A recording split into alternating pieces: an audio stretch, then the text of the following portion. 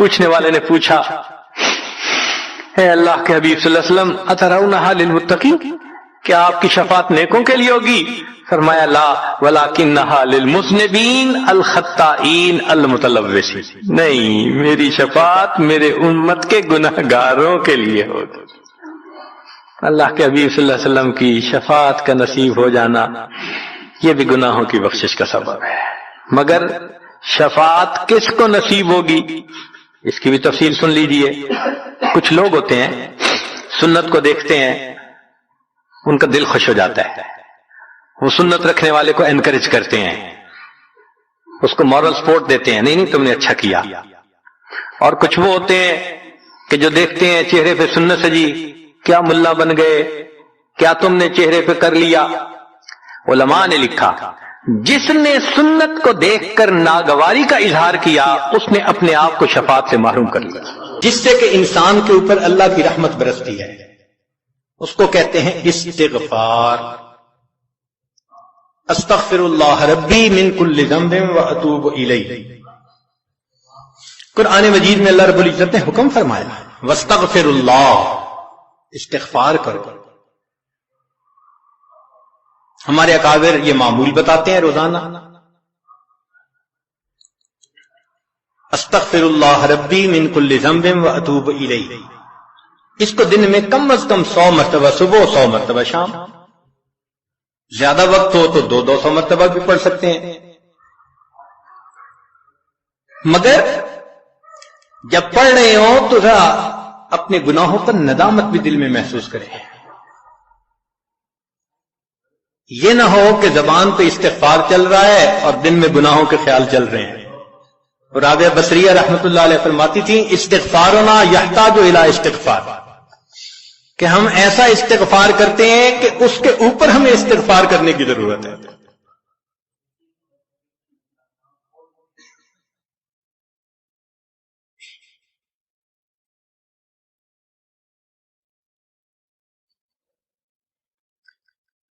سبح برکف توبہ برلب دل پر از لطف گناہ، ہاتھ میں تسبیح، زبان پہ توبہ اور دل گناہ کی لذت میں پڑا ہوا ہے۔ معصیت را خن میں آیت بر استغفار ماں، میرے استغفار کے اوپر تو گناہ بھی کھڑا ہنس رہا ہے۔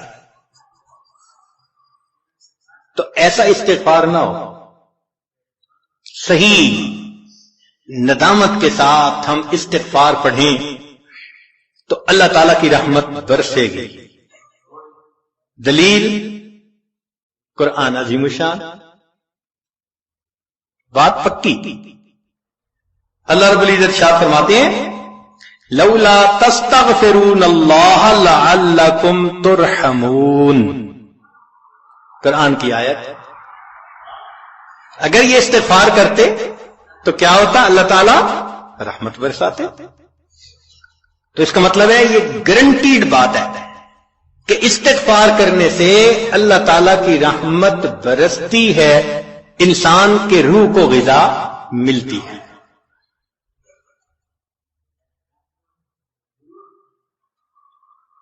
پھر تیسری چیز جس سے کہ اللہ تعالیٰ کی طرف سے رحمت اترتی ہے، درود شریف کا پڑھنا۔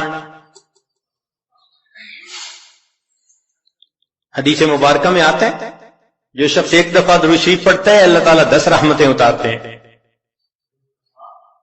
تو 10 رحمتوں کا اترنا اس بات کی دلیل کہ روح کو غذا ملتی ہے، نور اترتا ہے انسان کے اوپر۔ ہمارے مشائخ نے فرمایا کہ 100 مرتبہ صبح اور 100 مرتبہ شام، کم از کم اتنا تو درود شریف ضروری پڑھ لیں۔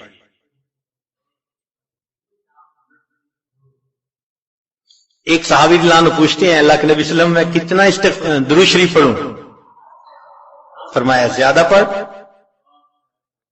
چوتھائی حصہ، زیادہ پڑھو گے تو فائدہ زیادہ۔ اللہ کے نبی صلی اللہ علیہ وسلم آدھا حصہ، بھائی زیادہ پڑھو گے تو زیادہ فائدہ، 3 حصے۔ فرمایا اور زیادہ تو 4 حصے۔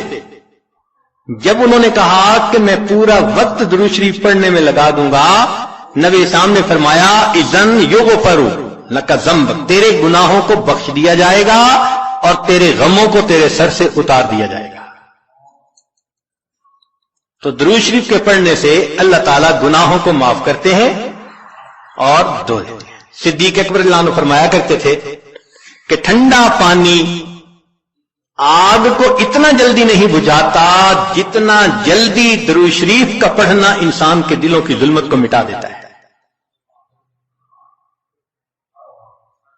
سیدنا علی رضی اللہ عنہ فرمایا کرتے تھے کہ اگر اللہ تعالیٰ اور اس کے رسول صلی اللہ علیہ وسلم نے تسبیح، تکبیر، تحمید، تہلیل ان کے فضائل نہ بتائے ہوتے تو میں اپنا پورا وقت درود شریف کے پڑھنے میں گزار دیتا. تو ہم بھی درود شریف پڑھیں کم از کم 100 مرتبہ صبح اور 1 مرتبہ شام. اس سے کیا ہوگا کہ دل کو غذا پہنچ جائے گی. چوتھی چیز اللہ کا ذکر کرنا، ذکر لسانی یا ذکر قلبی جیسا بھی معمول ہو. ذکر کے کرنے سے اللہ تعالی کی رحمت اترتی ہے. اور حدیث پاک سے دلیل نزلت علیہم السکینہ، ان کو رحمت ڈھانپ لیتی ہے. ملائکہ آ جاتے ہیں ان کے اوپر جہاں لوگ مل بیٹھتے ہیں مختلف جگہوں سے آئے ہوئے اللہ کو یاد کرنے کے لیے. تو ذکر کرنے سے سکینہ کا نازل ہونا بھی اس بات کی دلیل کہ انسان کے دل کو غذا ملتی ہے. ذکر سے ذات کی محبت بھی پیدا ہوتی ہے. جتنا جس چیز کا تذکرہ زیادہ کریں اتنا اسے محبت ہوتی ہے. تو کثرت ذکر کا حکم اس لیے کہ اس سے اللہ رب العزت کی محبت انسان کے دل میں پڑتی ہے. یہ نغمہ فصل گلو لالا کا نہیں پابند، بہار ہو کہ خزاں لا الہ الا اللہ. ہمیشہ ذکر کرنا ہے، ہر وقت کرنا ہے. موسموں کے بدلنے کا اس پہ اثر نہیں ہوتا. اس لیے ہمارے اکابر صبح شام کا کچھ وقت تھا جس میں تنہائی میں بیٹھ کے اللہ کا ذکر کثرت کے ساتھ کیا کرتے تھے.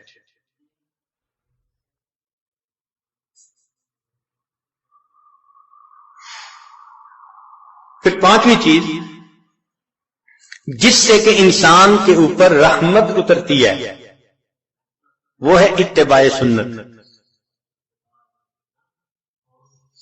جتنا ہر عمل سنت کے مطابق ہوتا جائے گا اتنا اللہ کی رحمت ہم پہ برستی جائے گی. جتنا ہر عمل سنت کے مطابق. اس لیے ہمارے سلسلہ آگے نقشبندیہ میں بیعت ہونے کے بعد پہلا کام یہی بتاتے ہیں ہر کام کو سنت کے مطابق کرنا ہے. سر کے بالوں سے لے کے پاؤں کے ناخنوں تک اپنے آپ کو سنت کے مطابق ڈھالنا ہے. کیوں؟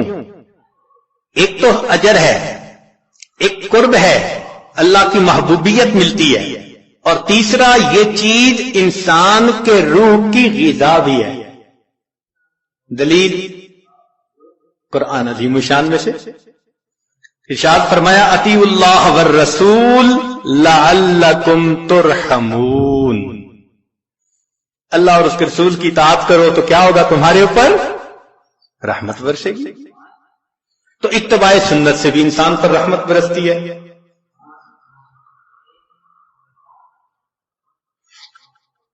پھر چھٹی چیز اہل اللہ کی صحبت اختیار کرنا. قرآن مجید میں تو حکم دیا گیا یا ایھا الذین آمنوا اتقوا اللہ وکونوا مع الصادقین. یہ کونوا حکم ہے اور حدیث پاک میں بھی حکم دیا گیا.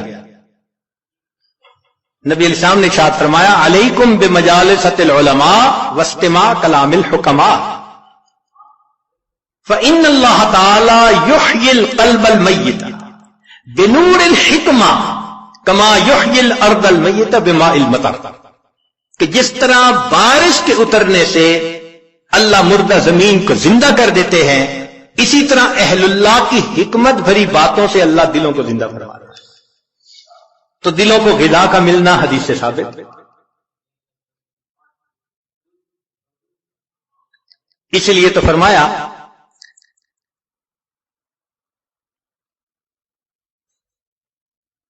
کہ انسان کہیں نہ کہیں اپنا تعلق جوڑے. مجدد ثانی رحمۃ اللہ فرماتے ہیں کہ ان مشائخ کی نظر شفا اور ان کا کلام کیمیا ہے. ان کا کلام کیمیا اور ان کی نظر شفا ہے. یہ 10 اسباب ہمیں زبانی یاد ہونے چاہیے تاکہ ہم ان کے ذریعے سے اپنے گناہوں کی بخشش کا بندوبست کر لیں. سب سے پہلا سبب استغفار. استغفار کہتے ہیں کہ اپنے گزرے ہوئے گناہوں پر نادم ہونا. شریعت نے کہا الندم توبۃ، ندامت یہ توبہ ہے. اور حدیث مبارکہ میں ہے کہ قیامت کے دن سب سے زیادہ خوش انسان وہ ہوگا من وجد فی صحیفتہ استغفارا کثیرا، جس کے نام اعمال میں کثرت کے ساتھ استغفار لکھا ہوا ہوگا. تو ہمیں کثرت سے استغفار پڑھنا چاہیے. چنانچہ ایک شخص حضرت حسن لانو کے پاس آیا، حضرت بہت گناہگار ہوں، کوئی عمل بتائیں. فرمایا استغفار پڑھو. ایک اور آدمی آیا، حضرت بارش نہیں ہو رہی، کوئی عمل بتائیں. فرمایا استغفار پڑھو. پھر ایک آدمی آیا کہ حضرت بہت قرضہ چڑھ گیا، دعا کریں کہ کوئی اسباب بن جائیں رزق کے، مال کے، تاکہ قرضہ اتر جائے. فرمایا استغفار پڑھو. پھر ایک شخص آیا کہ حضرت دعا کریں اللہ مجھے بیٹا دے دے. فرمایا استغفار کرو. ایک آدمی آیا میرا باغ ہے، دعا کریں کہ میرا پھل زیادہ لگے. فرمایا استغفار کرو. ایک آدمی آیا میری کھیتی باڑی کی زمین ہے، دعا کریں پانی اندر سے نکل آئے. فرمایا استغفار کرو. اب سننے والا حیران کہ مختلف لوگ مختلف ضروریات آ کر بیان کرتے رہے، سب کے لیے ایک ہی جواب. تو اس نے پوچھا کہ حضرت کیا مسئلہ؟ تو فرمایا کہ دیکھو یہ جواب میں نے اپنی طرف سے نہیں دیا، قرآن مجید سے دیا ہے. اللہ تعالیٰ ارشاد فرماتے ہیں قرآن مجید میں فَقُلْتُ اسْتَغْفِرُوا رَبَّكُمْ إِنَّهُ كَانَ غَفَّارًا. تو سب سے پہلے استغفار کرنے سے گناہوں کی بخشش ہوتی ہے. یرسل السماء علیکم مدرارا، تمہارے اوپر اللہ بارشیں برسائے گا. ویمددکم باموال، اللہ مال کے ذریعے تمہاری مدد کرے گا. وبنین، اور بیٹوں کے ذریعے مدد کرے گا. ویجعل لکم جنات، اور اللہ تعالیٰ تمہیں درختوں پہ پھل زیادہ عطا کرے گا. وَيَجْعَلْ لَكُمْ أَنْهَارًا، اور اللہ تعالیٰ تمہارے لیے زمین سے چشمے جاری فرما دے گا. آپ اگر غور کریں تو ہماری روزمرہ کی جو پریشانیاں ہیں وہ انہی میں سے ہیں. کوئی بیٹے کے لیے پریشان، کوئی کاروبار کے لیے پریشان، کوئی قرضوں کی وجہ سے پریشان. اس کا مطلب یہ کہ اگر ہم استغفار کرنے کی عادت ڈال لیں تو ہمیں کسی اور عمل کی ضرورت ہی نہیں ہے. اور یہ عمل قرآن مجید میں بتایا گیا ہے. یہ پروردگار عالم کا کلام ہے. ہم استغفار کم کرتے ہیں، کم از کم 100 مرتبہ صبح اور شام استغفار کا کرنا معمول بنا لینا چاہیے. آپ لوگ ڈرائیو کرتے ہیں اپنے دفتر جاتے ہوئے تو راستے میں جو آدھا گھنٹہ لگتا ہے اس میں کیا کرنا ہوتا ہے؟ بعض لوگ نعت سن لیتے ہیں، تلاوت سن لیتے ہیں، وہ بھی عبادت ہے. لیکن اس سے زیادہ بہتر یہ ہے کہ انسان خود پڑھے کچھ. تو اگر اس دوران آپ استغفر اللہ ہی پڑھتے رہیں تو سینکڑوں دفعہ استغفار نامہ اعمال میں لکھا جائے گا. اور اگر پورا پڑھ لیں استغفر اللہ ربی من کل ذنب واتوب الیہ، تو یہ سونے پہ سہاگے والی بات ہے. تو اپنے ٹائمنگز کو ایسے ایڈجسٹ کریں کہ اس میں درود استغفار کثرت کے ساتھ آپ پڑھ سکیں. کیونکہ حدیث پاک میں یہ فرمانا کہ قیامت کے دن وہ بندہ بہت خوش ہوگا جس کے نام اعمال میں استغفار زیادہ ہوگا. دوسرا سبب ہے توبہ. توبہ اور استغفار بہت قریب قریب ہیں، ان میں لائن آف ڈیمارکیشن ڈالنا تھوڑا ڈیفیکلٹ ہے. مگر علماء نے لکھا ہے کہ استغفار پچھلے گناہوں پہ ریپینٹنس کو کہتے ہیں، اور توبہ آئندہ گناہوں کو کمٹ نہ کرنا، اس کی کمٹمنٹ کرنا، عزم کرنا، اس کو کہتے ہیں توبہ۔ عزم جازم، ایک عہد کرنا کہ میں نے آج کے بعد گناہ نہیں کرنا، یہ توبہ کہلاتا ہے۔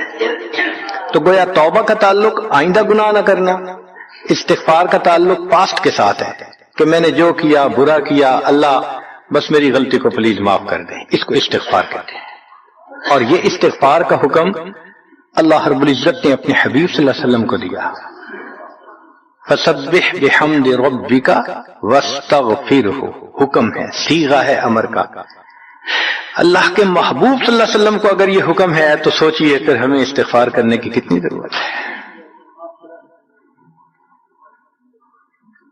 توبہ ہر بندے پہ کرنی ضروری، چنانچہ کافر ہے تو وہ کفر سے توبہ کر کے مسلمان بن جائے، مومن ہے گناہوں سے توبہ کر کے نیک بن جائے۔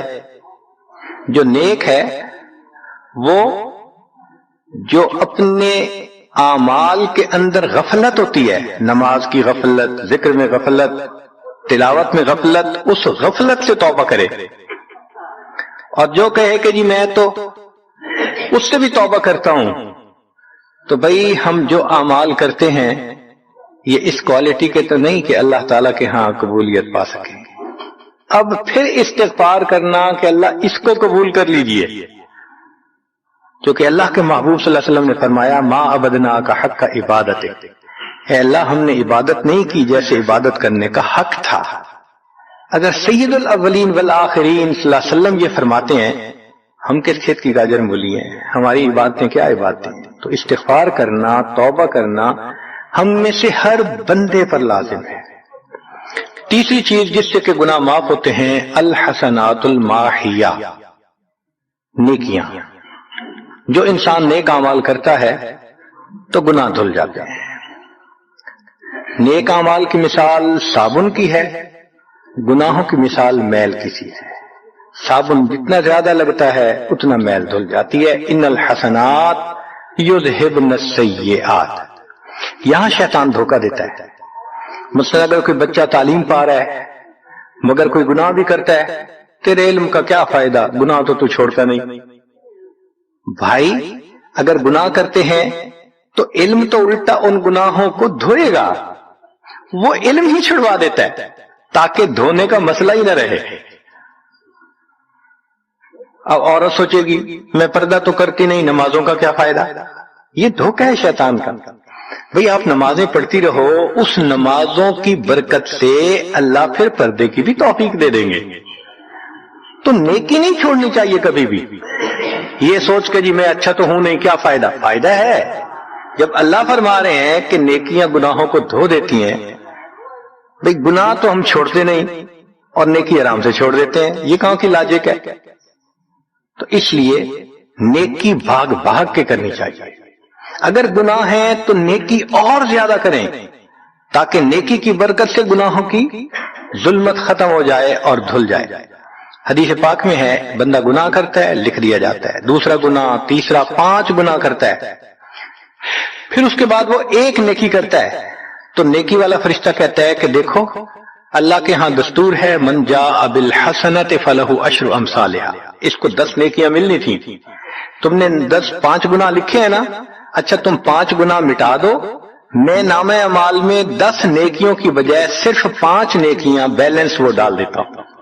چنانچہ 5 گناہ مٹا دیے جاتے ہیں، 5 نیکیاں نامہ اعمال میں لکھ دی جاتی ہیں۔ اس لیے خوب نیکی کرنی چاہیے تاکہ اللہ تعالیٰ گناہوں کی ظلمت سے ہمیں محفوظ فرما دے۔ چوتھی چیز جس سے کہ گناہ معاف ہوتے ہیں، دعاء المؤمنین للمؤمن، جو ایمان والے ایک دوسرے کے لیے دعائیں کرتے ہیں اس سے بھی گناہ معاف ہوتے ہیں۔ چنانچہ عمر لانو جا رہے تھے عمرے کے لیے، نبی علیہ السلام نے فرمایا اے بھائی ہمیں اپنی دعاؤں میں نہ بھولنا۔ تو نبی علیہ السلام نے امت کو تعلیم دی کہ ایک دوسرے کو دعاؤں کے لیے کہنا چاہیے۔ یہ بہت اچھی عادت ہے کہ جب کسی سے ملیں جی ہمیں اپنی دعاؤں میں یاد رکھیں، والدین کو کہنا، بڑوں کو کہنا، دوستوں کو کہنا، کیا معلوم کس کی مانگی ہوئی دعا کام آ جائے۔ اس دعا کا فائدہ ہوتا ہے نا، تبھی تو قرآن مجید میں دعا سکھائی گئی، ربنا اغفر لنا، وَلِإِخْوَانِنَا الَّذِينَ سَبَقُونَا بِالْإِيمَانِ، اے اللہ جو ہم سے پہلے ایمان والے چلے گئے ان کی بھی مغفرت فرما دے۔ تو فائدہ ہوتا ہے تو قرآن نے دعا سکھائی ہے نا۔ تو ایمان والوں کی دعاؤں سے دوسرے ایمان والوں کو فائدہ ہوتا ہے۔ حدیث پاک میں ہے دوست کی دعا دوست کے پیٹھ پیچھے رد نہیں کی جاتی، کیوں؟ اس میں خلوص ہوتا ہے۔ تو اس لیے حدیث پاک میں ہے، مسلم شریف کی روایت ہے کہ اگر کوئی آدمی فوت ہو جائے اور 40 آدمی جنازہ پڑھ لیں جو ایمان والے ہوں، توحید والے ہوں، فرمایا ما من رجل مسلم یموت فیقوم علی جنازتہ 40 رجلا لا یشرکون باللہ شیئا الا شفعهم اللہ فیہ، اللہ 40 بندوں کی نماز جنازہ کو قبول کر کے میت کی مغفرت فرما دیتے ہیں۔ پانچواں عمل ما یعمل للمیت من اعمال البر، ہم اپنے فوت شدہ لوگوں کے لیے جو نفل کے کوئی نیک کام کرتے ہیں اس سے بھی ان کے گناہ معاف ہوتے ہیں۔ مثلا صدقہ کر دیا، قرآن پاک پڑھا، ان کو بخش دیا، ان کی طرف سے عمرہ کیا، حج کیا، ان نفلی اعمال کا ثواب ان کو ملتا ہے، اس کی وجہ سے ان کے گناہوں کو معاف کر دیا جاتا ہے۔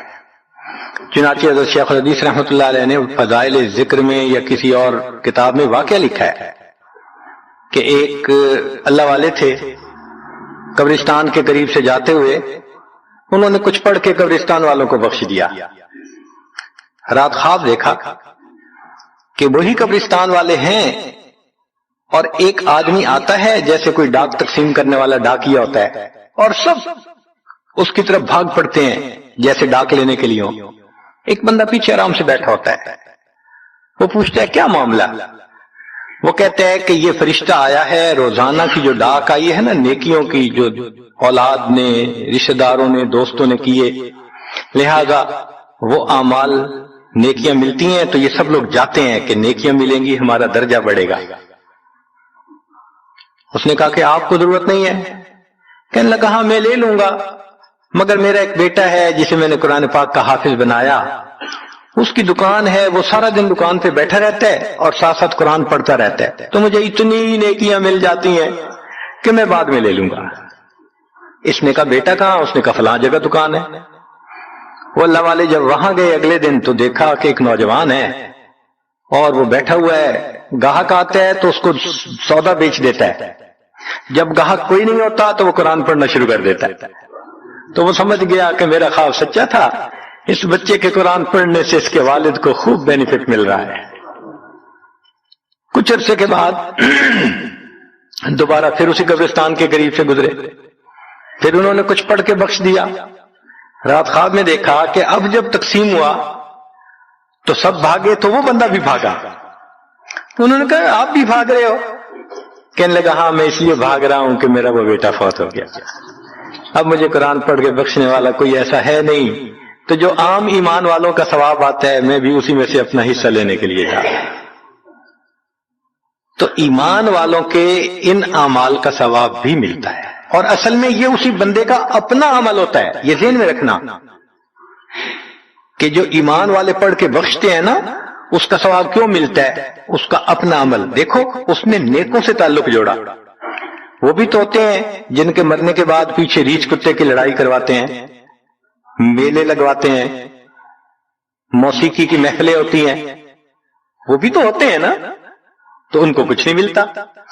اس بندے نے نیکوں سے محبت کی، یہ اس کا اپنا عمل ہے، اس کی محبت کی وجہ سے اب یہ لوگ اس کو پڑھتے ہیں، اللہ اس کو ثواب پہنچا دیتے ہیں، اس کے اپنا عمل ہے اصل میں۔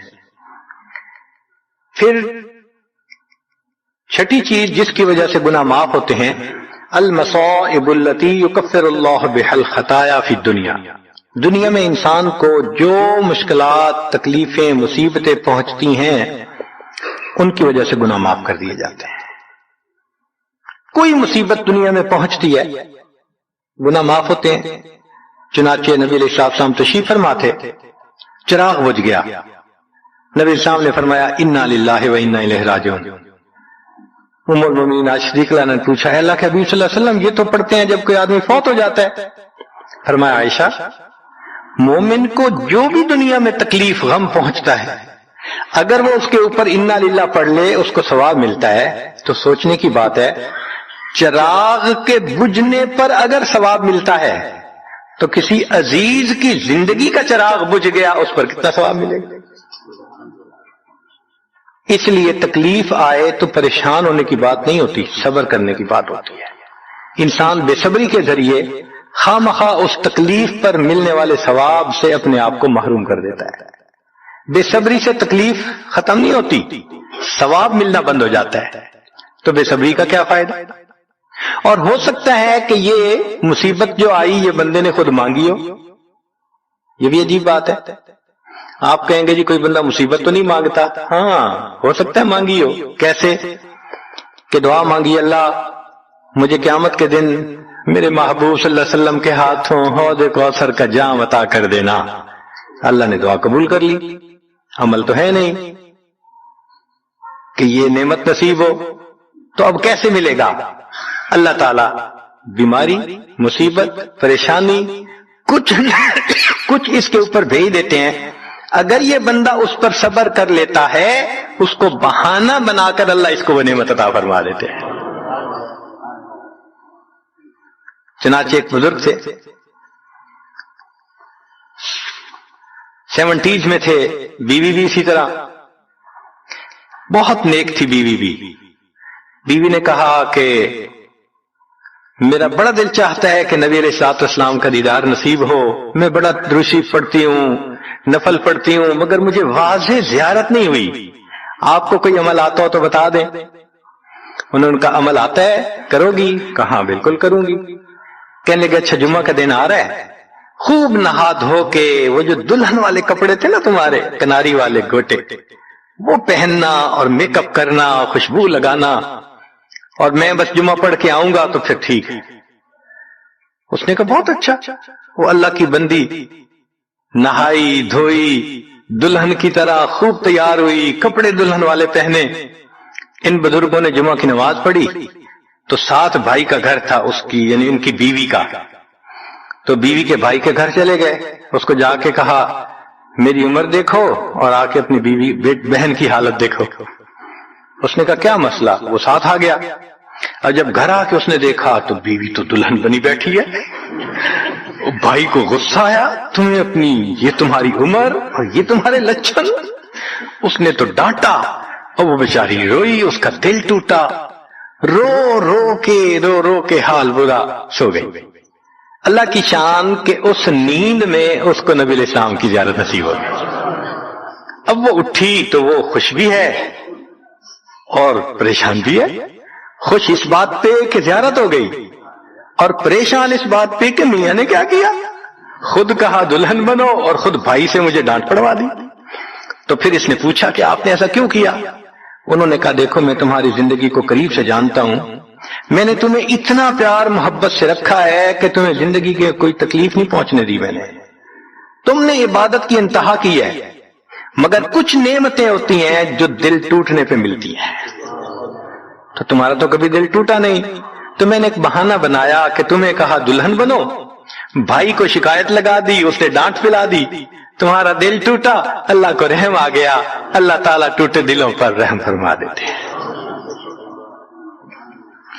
تو ممکن ہے کہ یہ مصیبت، یہ پریشانی اللہ کی طرف سے ہمارے لیے انعام کا سبب بن کے آئی ہو۔ اس لیے ہمارے بزرگوں نے کہا سکھ دکھاں تو دیواں وار، کہ میں سکھوں کو دکھوں پہ قربان کر دوں، سکھ دکھاں تو دیواں وار، دکھاں آن ملائم یار، کہ دکھوں نے مجھے میرے یار سے ملا دیا۔ اللہ کو بڑا ترس آتا ہے اس بندے پر جس پر کوئی مصیبت آتی ہے، پریشانی آتی ہے۔ پھر ساتویں چیز جس سے کہ گناہ معاف ہوتے ہیں، ما يحصل فی القبر من الفتنة والزغطة والروع، قبر کے اندر انسان جب جائے گا تو اس کو وہاں پر ضغط قبر پیش آئے گا، قبر دباتی ہے، اس قبر کے دبانے سے بھی گناہ معاف ہوتے ہیں، اور یہ ضغط قبر ہر کسی کو پیش آئے گا۔ سعد رضی اللہ عنہ ایک صحابی ہیں،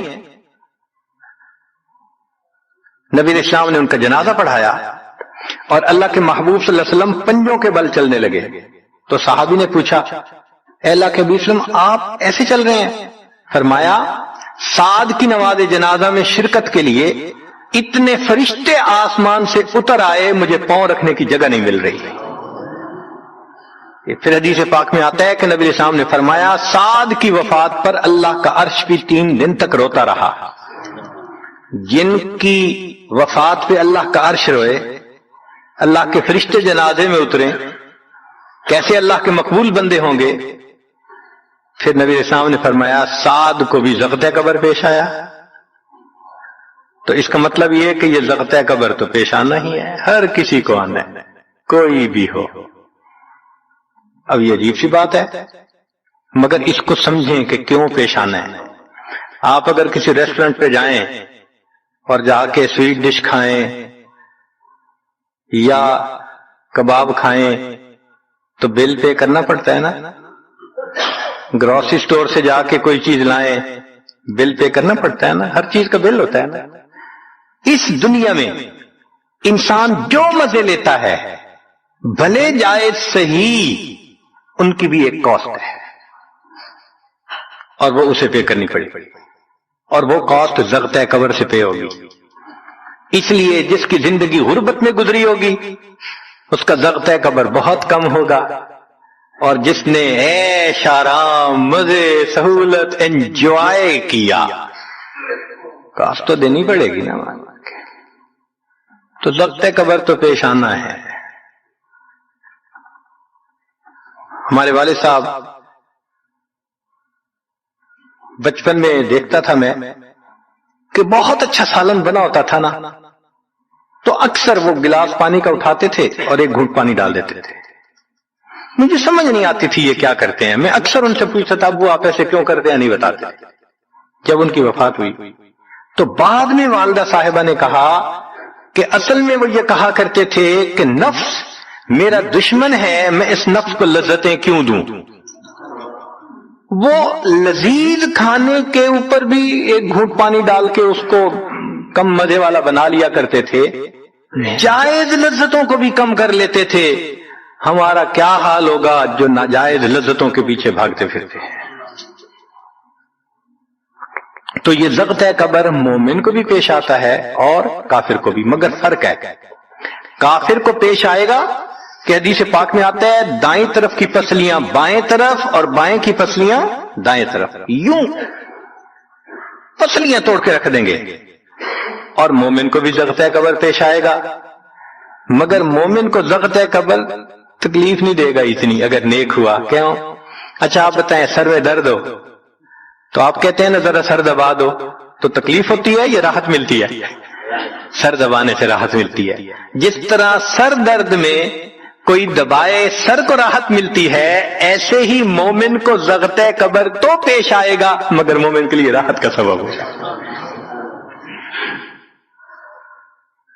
8ویں چیز جس سے کہ گناہ معاف ہوں گے، احوال یوم القیامت وکربھا وشدائدھا. قیامت کے دن جو انسان کو ایک وحشت کی کیفیت ہوگی، ہول کی کیفیت ہوگی، خوف ڈر کی کیفیت ہوگی. اللہ اکبر. امام غزالی رحمت اللہ علیہ نے تفصیل لکھی ہے کہ سارے لوگ کھڑے ہوں گے اور سورج بہت قریب ہوگا، پسینے میں شرابور ہوں گے. اللہ اکبر. اس وقت جہنم کے اندر ابال آئے گا اور جہنم کے اندر سے انگارے اٹھ کر اوپر جائیں گے اور واپس گریں گے. فرماتے ہیں اس وقت انبیاء میں سے کوئی نبی بھی ایسا نہیں ہوگا جس کو یہ ڈر نہ ہو کہ کہیں انگارے میرے اوپر نہ آ جائیں. اگر انبیاء بھی تھرا رہے ہوں گے ہمارا اس دن کیا حال ہوگا. تو قیامت کے دن کی دہشت اور وحشت کوئی چھوٹی چیز نہیں ہے، مگر اس سے بھی اللہ تعالیٰ ایمان والوں کے گناہوں کو معاف فرما دے. پھر نویں چیز جس سے کہ گناہ معاف ہوں گے، شفاعت النبی صلی اللہ علیہ وسلم فی اہل الذنوب یوم القیامہ. قیامت کے دن اللہ کے پیارے حبیب صلی اللہ علیہ وسلم جو اپنی امت کے لیے شفاعت فرمائیں گے، اللہ اس پر بھی امتیوں کے گناہوں کو معاف فرما دیں گے. نبی اسلام نے ارشاد فرمایا کہ اللہ رب العزت نے ہر نبی علیہ السلام کو ایک ایسی دعا مانگنے کا اختیار دیا کہ جیسی دعا مانگی جائے گی منوان قبول ہو جائے گی. تو انبیاء نے دعائیں مانگی. تو صحابی نے پوچھا اے اللہ کے نبی صلی اللہ علیہ وسلم آپ کو بھی اختیار دیا گیا؟ فرمایا مجھے بھی اختیار دیا گیا. اے اللہ کے نبی صلی اللہ علیہ وسلم آپ نے کیا دعا مانگی؟ فرمایا میں نے کوئی دعا نہیں مانگی، میں نے اس کو ذخیرہ رکھ لیا، قیامت کے دن جب میری گنہگار امت کا حساب ہوگا اس وقت میں وہ دعا مانگوں گا، امت کو لے کے جنت میں جاؤں گا. اللہ کے محبوب صلی اللہ علیہ وسلم کو امت سے کتنا پیار تھا. کوئی ماں اولاد کے لیے 23 سال نہیں روتی. جوان بیٹا فوت ہو 2-4 مہینے رو کے پھر نارمل لائف ہو جاتی ہے. کوئی باپ اولاد کے لیے 23 سال نہیں روتا. اللہ کے پیارے حبیب صلی اللہ علیہ وسلم امت کے لیے 23 سال آنسو آتے، رب امتی رب امتی رب امتی دعا مانگتے تھے. لمبے سجدے. ام المومنین عائشہ صدیقہ عنہا فرماتی ہیں کہ محبوب صلی اللہ علیہ وسلم کے آنسو جو مصلی پہ گرتے تھے مجھے لگتا تھا کہ بارش کے قطرے زمین کے اوپر گر رہے ہیں، ایسے آواز محسوس ہوتی تھی. اور اتنا لمبا سجدہ ہوتا تھا کہ کبھی کبھی میں اٹھ کے محبوب صلی اللہ علیہ وسلم کے پاؤں کے انگوٹھے کو ٹچ کرتی تھی کہ ابھی جان تو سلامت ہے نا. تب مجھے احساس ہوتا تھا نہیں ابھی تک نہیں، سجدہ لمبا ہو گیا. اتنا لمبا سجدہ کس کے لیے؟ اللہ امت کو گناہوں کو معاف فرما دے، امت کے گناہوں کو معاف. چنانچہ جب نبی علیہ الصلوۃ والسلام پر آخری یعنی مرض آئی، بیماری کی کیفیت آئی، تو اللہ کے حبیب صلی اللہ علیہ وسلم کو بخار بہت تیز ہو گیا تھا. اور جو مسجد میں آخری مرتبہ لائے تھے تو 2 آدمی تھے، ایک ادھر تھا ایک ادھر تھا، اور اللہ کے حبیب صلی اللہ علیہ وسلم نے ان کا سہارا لیا تھا اور بہت مشکل سے چل کے تشریف لائے تھے. یہ آخری نماز. پھر واپس تشریف لے گئے، بخار اور تیز ہو گیا. سیدہ عائشہ صدیقہ عنہا فرماتی ہیں کہ میں نے اوپر کپڑا سا ڈال دیا، کپڑے کے اوپر سے مجھے گرمی محسوس ہو رہی تھی. میں نے پانی کا ایک پیالہ پیش کیا، اللہ کے حبیب صلی اللہ علیہ وسلم پانی کے پیالے میں ہاتھ مبارک ڈالتے تھے اور اپنے چہرے پہ لے رہے تھے، اور جسم تھا کہ جیسے کوئی گرم چیز میں سے گرمی نکل رہی ہوتی ہے، اس طرح وہ بخار سے دہک رہا تھا. فرماتی ہیں کہ مجھے محسوس ہوا کہ یہ تو بہت تیز بخار ہے، کبھی ایسا نہیں دیکھا. تو میں نے پوچھا اے اللہ کے حبیب صلی اللہ علیہ وسلم بخار ایسا تو کبھی نہیں دیکھا، اتنا زیادہ تیز اتنا زیادہ تیز. نبی علیہ السلام نے فرمایا عائشہ مومن کو سکرات موت کے وقت جو تکلیف ہوتی ہے اس پر بھی اس کے گناہ معاف ہوتے ہیں. میں نے اللہ سے یہ دعا مانگی تھی، اللہ جب میری سکرات کا وقت آئے تو مجھے تکلیف زیادہ دے دینا اور اس کے بدلے اللہ میری امت کے گناہوں کو معاف فرما دے.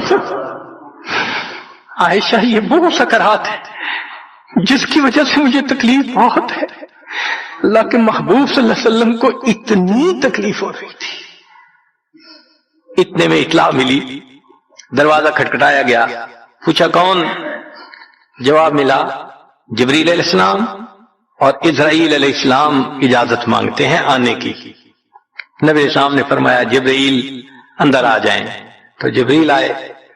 اے اللہ کے حبیب صلی اللہ علیہ وسلم اللہ نے آپ کو یاد فرمایا ہے. نبی علیہ السلام نے فرمایا جبریل اللہ تعالیٰ سے پوچھ کے یہ پہلے بتاؤ میرے بعد میری امت کا کیا حال ہوگا، پہلے پوچھ کے بتاؤ. جبریل علیہ السلام نے اللہ تعالیٰ سے پوچھا. رب کریم نے کہا فرمایا میرے محبوب سے جا کر کہہ دو اے محبوب آپ کے بعد آپ کی امت کو تنہا نہیں چھوڑیں گے. جب نبی علیہ السلام کو تسلی ہو گئی محبوب نے فرمایا اچھا ملک الموت کو بھی اندر آنے دو. اللہ کے محبوب صلی اللہ علیہ وسلم کو امت سے ایسی محبت تھی. اللہ اکبر. چنانچہ حدیث پاک میں ہے کہ نبی علیہ الصلوۃ والسلام نے فرمایا خیرت بین ان یدخل نصف امتی الجنہ و بین شفاعہ. اللہ رب العزت نے مجھے چوائس دیا، اختیار دیا کہ اے میرے حبیب صلی اللہ علیہ وسلم آپ چاہیں تو آپ کی آدھی امت کو بلا حساب جنت بھیج دیں گے، اور آپ چاہیں تو جن کی آپ شفاعت کریں ان کو بھیجیں گے. نبی علیہ السلام فرماتے ہیں فاخترت شفاعہ، میں نے شفاعت کو چن لیا. لأنها اعم و اکثر، اس لیے کہ میری شفاعت پر آدھی سے زیادہ امت کے لوگ جنت میں چلے جائیں گے۔ اللہ اکبر۔ پوچھنے والے نے پوچھا اے اللہ کے حبیب صلی اللہ علیہ وسلم اترونها للمتقین، کیا آپ کی شفاعت نیکوں کے لیے ہوگی؟ فرمایا لا ولکنها للمذنبین الخطائین المتلوثین، نہیں، میری شفاعت میرے امت کے گناہگاروں کے لیے ہوگی۔ اللہ کے حبیب صلی اللہ علیہ وسلم کی شفاعت کا نصیب ہو جانا یہ بھی گناہوں کی بخشش کا سبب ہے۔ مگر شفاعت کس کو نصیب ہوگی اس کی بھی تفصیل سن لیجئے۔ کچھ لوگ ہوتے ہیں سنت کو دیکھتے ہیں ان کا دل خوش ہو جاتا ہے، وہ سنت رکھنے والے کو انکریج کرتے ہیں، اس کو مورل سپورٹ دیتے ہیں، نہیں تم نے اچھا کیا۔ اور کچھ وہ ہوتے ہیں کہ جو دیکھتے ہیں چہرے پہ سنت سجی، کیا ملا بن گئے، کیا تم نے چہرے پہ کر لیا۔ علماء نے لکھا جس نے سنت کو دیکھ کر ناگواری کا اظہار کیا اس نے اپنے آپ کو شفاعت سے محروم کر لیا۔ یہ نہیں ہے کہ ہم سنت کا مذاق بناتے پھریں اور ہمیں شفاعت نصیب ہوگی، نہیں، احترام ہو دل میں سنت کا۔ نبی علیہ الصلوۃ والسلام کی ایک ایک سنت پہ قربان ہو انسان، جب یوں محبت ہوگی تو پھر نبی علیہ الصلوۃ والسلام کی شفاعت بھی ان کے لیے ہوگی۔ 10واں سبب جس سے کہ گناہ معاف ہوں گے، رحمت اللہ و عفوہ و مغفرتہ بلا سبب من العباد۔ قیامت کے دن انبیاء کرام شفاعت کریں گے، بخشش ہوگی، پھر علماء کریں گے، شہداء کریں گے، پھر سب جنتی شفاعت کریں گے، حتیٰ کہ کوئی ایسا نہیں رہے گا کہ جو کسی اور کی شفاعت کرے، اور وہ لوگ جہنم میں ہوں گے کہ جن کا کوئی جنتی واقع بھی نہیں ہوگا۔ اللہ اکبر۔ سالوں وہ جہنم میں جلتے رہیں گے، جلتے رہیں گے، پھر ایک وقت آئے گا کہ ان میں سے جن کے دل میں تھوڑا سا بھی ایمان ہوگا نا، اگرچہ اس کی شفاعت کرنے والا کوئی نہیں ہوگا، ان کو بھی اللہ بخشنے کا سبب بنائیں گے۔ وہ کیسا ہوگا؟ حدیث پاک میں آتا ہے کہ یہ جو ایمان والے ہوں گے نا، ان کے اور کافروں اور مشرکین کے درمیان جو دیوار تھی نا آگ کی، اس کو ذرا ٹرانسپیرنٹ اللہ بنائیں گے۔ تو مشرکین دیکھیں گے اور کہیں گے ہم تو جل ہی رہے تھے، اور تم تو کلمہ پڑھتے تھے، تم بھی یہاں جل رہے ہو۔ تو وہ جب ان کو کلمے کا تانا دیں گے کہ تمہارا نام تو مسلمانوں والا تھا نا، تو اس وقت وہ جہنمی اللہ سے فریاد کریں گے، اللہ تیری توحید کا تانا دیتے ہیں، کہاں گیا تمہارا خدا، تم بھی ہمارے ساتھ جل رہے ہو۔ جب وہ فریاد کریں گے اللہ تعالیٰ جبرائیل السلام کو فرمائیں گے جبرائیل جاؤ، جس کے دل میں ذرہ برابر بھی تمہیں ایمان نظر آتا ہے اس کو بھی جہنم سے نکال دو، ان کو بھی جہنم سے نکال دیا جائے۔ پھر اس کے بعد وہ بچیں گے کہ جن کا ذرہ ایمان بھی نہیں فرشتے کو نظر آئے گا، مگر اللہ فرمائیں گے انبیاء نے بھی شفاعت کر لی، شہداء نے بھی، علماء نے بھی، جنتیوں نے بھی، اب میں اپنی رحمت کا اظہار کرتا ہوں، میں بھی تو بندوں سے محبت کرتا ہوں۔ حدیث پاک میں ہے ثلاث حشیات، یوں کر کے اگر گندم ہونا اور انسان دونوں ہاتھوں کو ایسے کرے تو اس کو لپ کہتے ہیں، لپ بھرنا، تو اس میں ہزاروں چاول کے دانے آ سکتے ہیں۔ سوچئے اللہ رب العزت لپ بھریں گے تو وہ کتنی بڑی ہوگی، کھربوں لوگ ہوں گے، ایک لپ کو بھر کے نکالا جائے گا، پھر دوسری کو نکالا جائے گا، پھر تیسری لپ بھر کے نکالیں گے، پھر ایک حوض ہوگا، کہا جائے گا جہنمی کو اغتسل فی ھذا الغدیر، اس حوض کے اندر تم جاؤ غسل کرو۔ جب وہ غسل کریں گے بالکل ان کے جسم صحیح سلامت ہو جائیں گے، پھر اللہ تعالیٰ ان کو جنت عطا فرمائیں گے، مگر ان کے ماتھے پر لکھا ہوا ہوگا اتقاء الرحمن، کہ رحمان نے اپنی رحمت سے ان کو رعایتی پاس کر دیا، وہ جنت میں جائیں گے۔ اب جب جنت میں جائیں گے تو جنتی لوگ ان کے ساتھ ملیں گے، خوش ہوں گے، مگر کہیں کہیں کوئی ان کو کہے گا ہم تو اللہ کے فضل سے سیدھا آ گئے، تم تو آیا فلاں جگہ سے آئے ہو نا، رعایتی پاس ہو۔ اب جب ان کو رعایتی پاس کا تانا ملے گا تو ان کو عجیب لگے گا۔ پھر ایک وقت آئے گا کہ یہ سب اتقاء الرحمان اللہ کے سامنے فریاد کریں گے، اللہ آپ نے اپنی رحمت سے جہنم سے نکال دیا، جنت بھیج دیا، یہ جو مہر ایک لگا دی یہ بھی تو اتار دیجئے نا۔ تو اللہ تعالیٰ ان کی مہر کو ختم فرمائیں گے اور یہ جنت میں رہنے لگ جائیں گے۔ امام غزالی رحمت اللہ علیہ اس واقعے کو نقل کرنے کے بعد لکھتے ہیں میرا کوئی عمل ایسا تو نہیں کہ میں امید کروں کہ میں جنت چلا جاؤں گا، کاش اللہ مجھے ان اتقاء الرحمان میں شامل فرما لیتے، کاش کہ اللہ تعالیٰ مجھے ان اتقاء الرحمان میں شامل فرما لیتے۔ بے گناہوں میں چلا زاہد جو اس کو دیکھنے، مغفرت بولی ادھر آ میں گنہگاروں میں ہوں، وہ کرشمے شان رحمت نے دکھائے روز حشر، چیخ اٹھا ہر بے گناہ میں بھی گنہگاروں میں ہوں۔ اللہ اکبر۔ حضرت قاری طیب صاحب رحمت اللہ علیہ ایک کتاب میں لکھتے ہیں اتنا اللہ کی رحمت کا ظہور ہوگا، اتنا ظہور ہوگا اس دن، ایک ایسا وقت آئے گا کہ شیطان بھی سر اٹھا کر دیکھے گا، اسے بھی امید لگے گی شاید میری بھی مغفرت کر دی جائے۔ وَكَانَ بِالْمُؤْمِنِينَ رَحِيمًا۔ اللہ تعالیٰ قیامت کے دن اپنی رحمت کا اظہار فرمائے۔ اللہ کرے قیامت کے دن اللہ کی رحمت سے ہمارا کام بن جائے۔ اللہ تعالیٰ ہمیں اپنے گناہوں سے سچی توبہ کرنے کی توفیق عطا فرمائے، اور اللہ تعالیٰ ہمیں اپنے بخشش کیے ہوئے گنہگار بندوں کی قطار میں قیامت کے دن شامل فرمائے۔ وآخر دعوانا ان الحمد للہ رب العالمین۔ دعا سے پہلے فرما رہے ہیں کہ بہت سارے دوست بیعت ہونے کی نیت سے تشریف لائے ہیں، تو دل میں سچی توبہ کی نیت کر لیجئے۔ ہم اس وقت اپنی زندگی کے پچھلے تمام گناہوں سے سچی توبہ کر رہے ہیں، آئندہ نیکوکاری پرہیزگاری کی زندگی گزارنے کا ارادہ کر رہے ہیں۔ جیسی نیت ہوتی ہے ویسی مراد مل جاتی ہے۔ نیت کیجئے اللہ ہمیں آئندہ سچی اور سچی زندگی گزارنے کی توفیق عطا فرما۔ الحمدللہ وکفا وسلام علی عبادہ الذین اصطفی، اما بعد۔ یہ کلمات سچے دل کے ساتھ پڑھتے جائیے۔ بسم اللہ الرحمن الرحیم، لا الہ الا اللہ محمد الرسول اللہ، آمنت باللہ وملائکتہ وکتبہ ورسلہ والیوم الآخر والقدر خیرہ وشرہ من اللہ تعالی والبعث بعد الموت۔ آمنت باللہ کما ہوا باسمائہ وصفاتہ وقبلت جمیع احکامہ اقرار باللسان وتصدیق بالقلب۔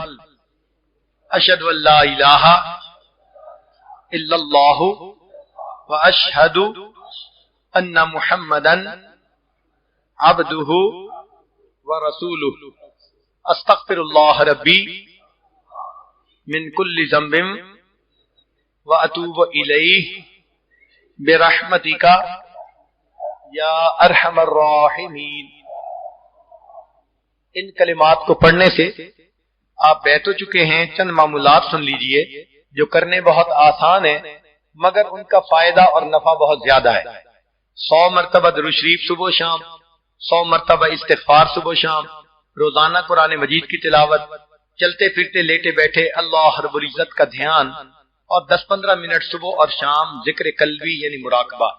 اس کا طریقہ یہ کہ نماز پڑھ کے آنکھوں کو بند کر کے اللہ کی طرف متوجہ ہو کے بیٹھ جائیں کہ اللہ رب العزت کی رحمت آ رہی ہے، دل میں سما رہی ہے، دل کی ظلمت اور سیاہی دور ہو رہی ہے، اور میرا دل اللہ اللہ اللہ یہ میرا دل کہہ رہا ہے۔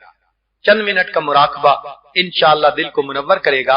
ابھی دعا سے پہلے آپ حضرات چند منٹ اسی مراقبے کی مشق فرما لیجئے، آنکھوں کو بند کر لیجئے، سر کو جھکا لیجئے۔ جیسے ظاہر میں یہ بارش برس رہی ہے، تصور کیجئے کہ اللہ کی رحمت کی بارش برس رہی ہے اور آج وہ ہمارے دلوں کو دھونا چاہتی ہے۔ ہوا و حرص والا دل بدل دے، میرا غفلت میں ڈوبا دل بدل دے۔ ہوا و حرص والا دل بدل دے، میرا غفلت میں ڈوبا دل بدل دے۔ بدل دے دل کی دنیا دل بدل دے، خدایا فضل فرما دل بدل دے۔ گنہگاری میں کب تک عمر کاٹوں، بدل دے میرا رستہ دل بدل دے۔ سنوں میں نام تیرا دھڑکنوں میں، مزہ آ جائے مولا دل بدل دے۔ ہٹا لوں آنکھ اپنی ماں سوا سے، جیوں میں تیری خاطر دل بدل دے۔ جو ہو دیدار تیرا روز محشر، تو دیکھے مسکرا کر دل بدل دے۔ یہ کیسا دل ہے سینے میں الہی، جو زندہ بھی ہے مردہ دل بدل دے۔ پڑا ہوں تیرے در پر دل شکستہ، رہوں کیوں دل شکستہ دل بدل دے۔ تیرا ہو جاؤں اتنی آرزو ہے، بس اتنی ہے تمنا دل بدل دے۔ میری فریاد سن لے میرے مولا، بنا لے اپنا بندہ دل بدل دے۔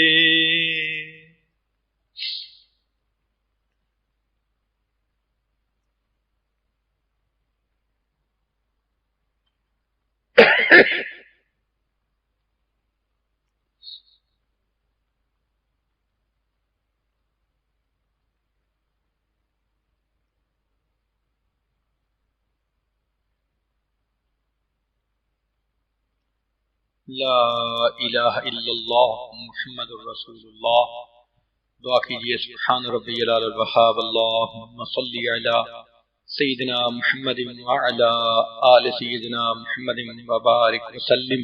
اے مالک، ہم آپ کے عاجز مسکین بندے ہیں، ہمارے گناہوں کو معاف فرما، خطاؤں سے درگزر فرما، عیبوں کی پردہ پوشی فرما۔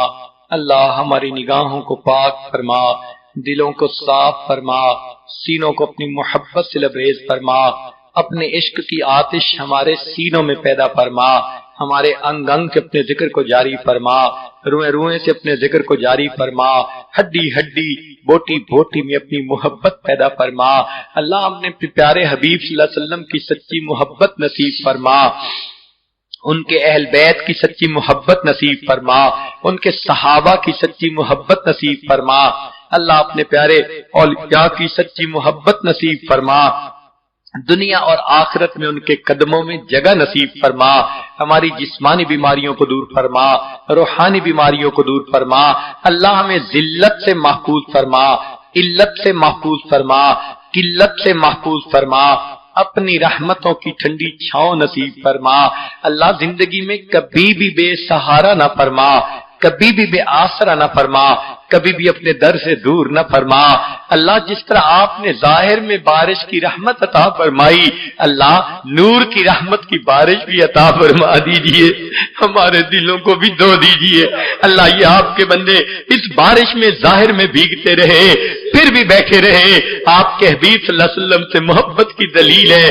اے اللہ اس عمل کو قبول فرما لیجئے، آج اٹھنے سے پہلے دلوں کو دھو دیجئے اللہ، میں سنت کا شیدائی بنا دیجئے، سنت کا دیوانہ بنا دیجئے، سنت کا عاشق بنا دیجئے اللہ، سنتوں بھری زندگی گزارنا آسان فرما دیجئے اللہ۔ ہماری ان دعاؤں کو اپنی رحمت سے قبول فرما، رزق حلال عطا فرما، صدق مقال عطا فرما، پریشانیوں کو دور فرما اللہ، اٹکے کاموں کا ہونا آسان فرما، الجھے کاموں کو اپنی رحمت سے سلجھا اللہ، ہمارے آنے والے وقت کو گزرے وقت سے بہتر فرما۔ اے اللہ اولاد کے غموں سے محفوظ فرما، اولاد کے دکھوں سے محفوظ فرما، اولاد کی پریشانیوں سے محفوظ فرما، اولادوں کو نیکوکار بنا، فرما بردار بنا، ماں باپ کی آنکھوں کی ٹھنڈک بنا۔ جن گھروں میں جوان بچے بچیاں موجود ہیں اللہ، ان بچوں کے مستقبل کو روشن فرما، ماں باپ کے لیے فرض ادا کرنے آسان فرما۔ اے کریم آقا امت مسلمہ کو عزت رفتہ نصیب فرما، ہمارے تینوں حرم کی حفاظت فرما۔ کریم آقا دور قریب سے جو احباب علماء طلباء تشریف لائے ہیں سب کا چل کے آنا قبول فرما، اور اس کے بدلے سب کے دلوں کو اپنی محبت سے لبریز فرما۔ اے میرے مولا ہم نیک بننا چاہتے ہیں مگر نفس اور شیطان ہمارے دشمن ہیں، اے اللہ ہم ایک قدم آگے بڑھاتے ہیں کئی قدم پیچھے ہٹ جاتے ہیں اللہ، رات کو توبہ کرتے ہیں دن میں توڑ بیٹھتے ہیں، دن میں توبہ کرتے ہیں رات کو توڑ بیٹھتے ہیں، ہماری باطن کی حالت کو آپ اچھی طرح جانتے ہیں۔ اے اللہ اب دل کا غم کس کے سامنے جا کر کہیں، آپ سینوں کے بھید جاننے والے ہیں اللہ، مدد فرما دیجئے اللہ، مدد فرما دیجئے۔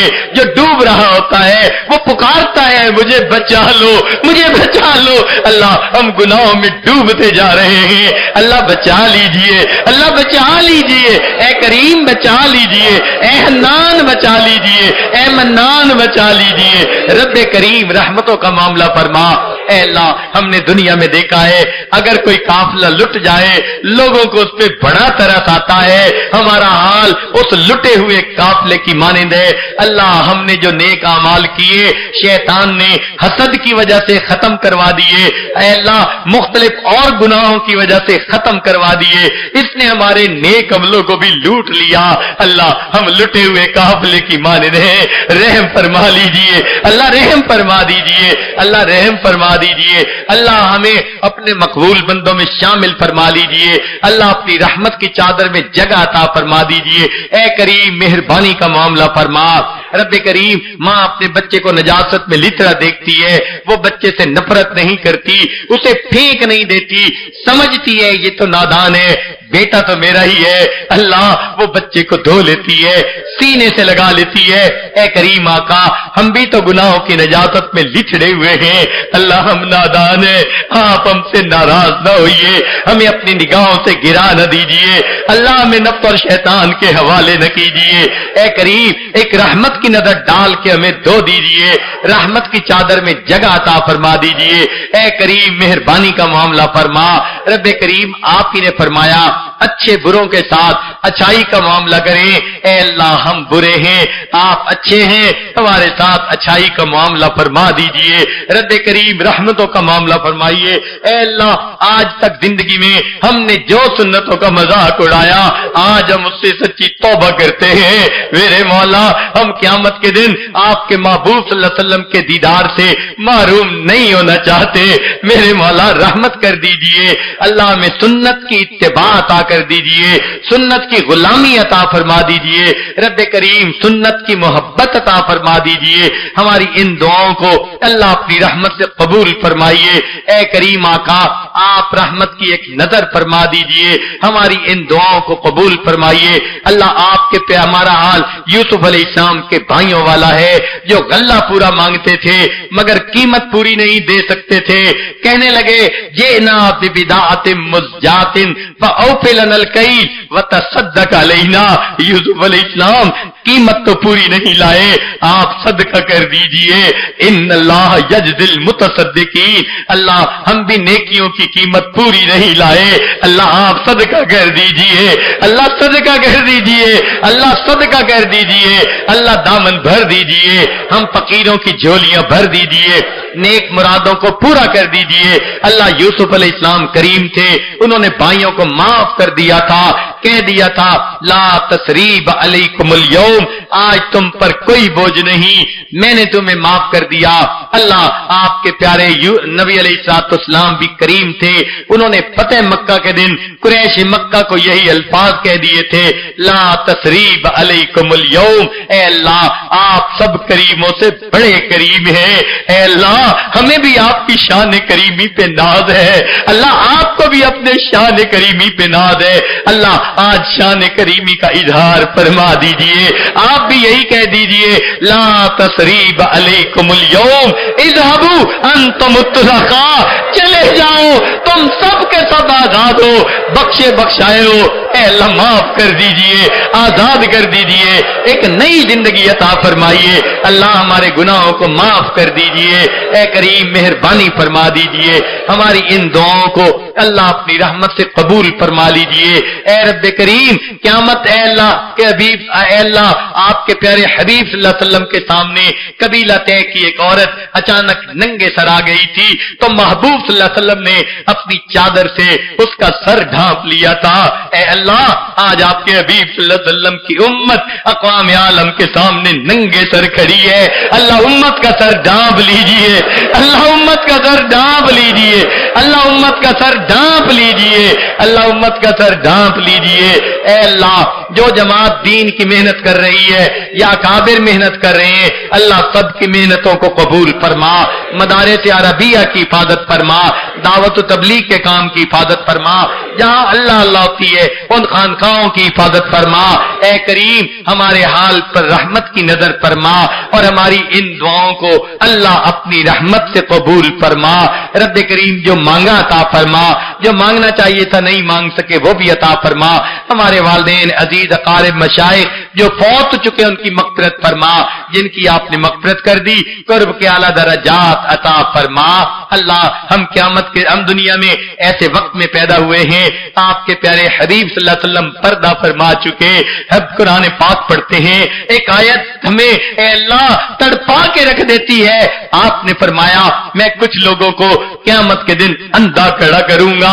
ए अल्लाह डर लग जाता है, अगर आपने अंधा खड़ा कर दिया वहां भी आपके हबीब सल्लल्लाहु अलैहि वसल्लम का दीदार न कर सकेंगे। अल्लाह दोहरी मारूमी से बचा देना, दोहरी मारूमी से बचा देना।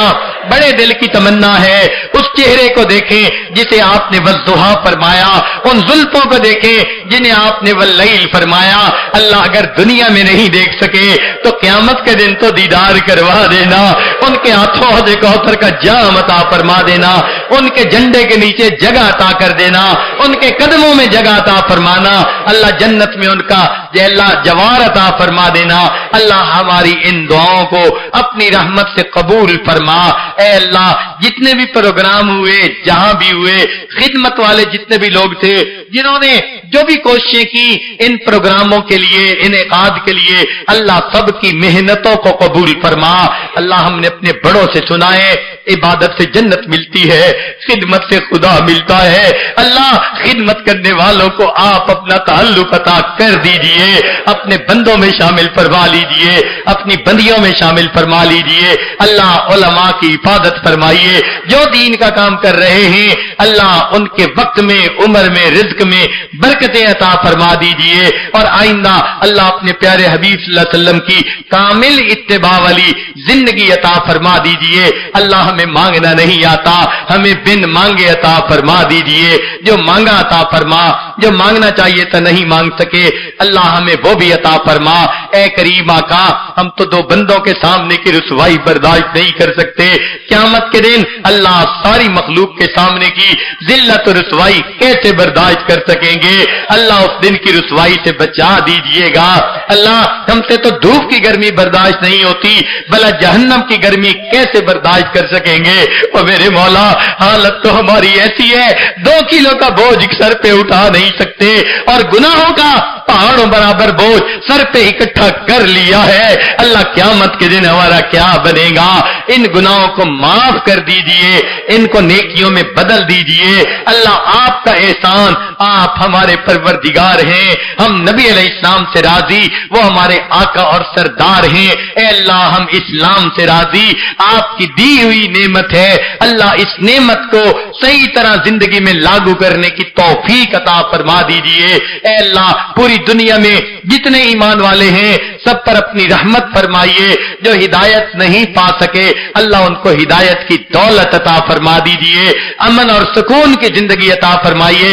اے اللہ خلفشار ختم فرما دیجئے، اے اللہ بدامنی ختم فرما دیجئے۔ اللہ انسان کو دوسرے انسان کے احترام کی توفیق عطا فرما دیجئے، ہمیں اپنے پیارے حبیب صلی اللہ علیہ وسلم کی سنتوں پر عمل کی توفیق عطا فرما دیجئے۔ ربنا تقبل منا انک انت السمیع العلیم، تب علینا انک انت التواب الرحیم۔ صلی اللہ تعالی علی حبیبہ سیدنا محمد وآلہ واصحابہ اجمعین برحمتک یا ارحم الراحمین۔